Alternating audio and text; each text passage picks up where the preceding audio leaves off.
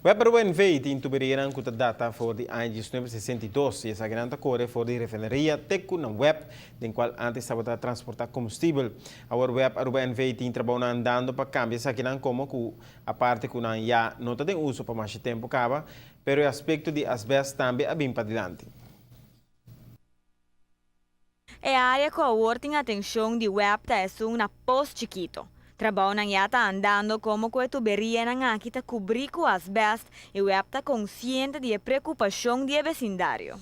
E tá a intenção de web para eventualmente deshacer de todo material não é, pero na área de pós chiquito, para ser exato, para trás de Betônica Straat, estava tem parte de material que a começa a lagar los.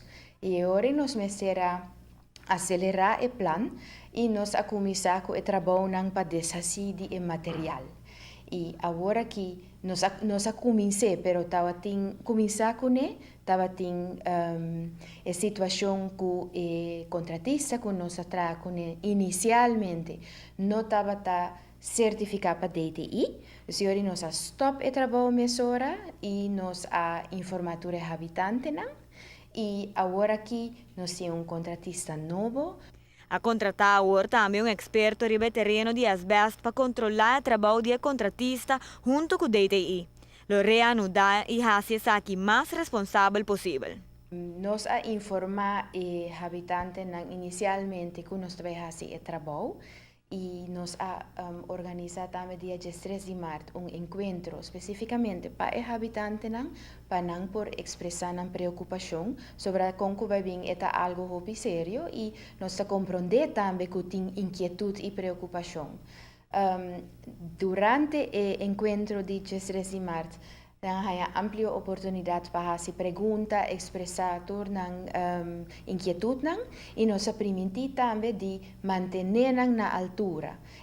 O Aruba já está organizando de 2 sessões de encontro para assim queda dialogar com a comunidade e laga o bairro de Pós Chiquito vociferar na preocupação. Nós também explica durante o encontro especificamente como nós vai fazer, quanto tempo vai durar, que peligro tem, que o habitante não mês por fazer para não vir em contato com ele. E me avisa é área até agora que é área específica é marcar com barricada e para a gente não vai cerca de sítio e nós manter também morrer para viento não suple vai do caminho. Para notícia boa noite. Amidade, Simon.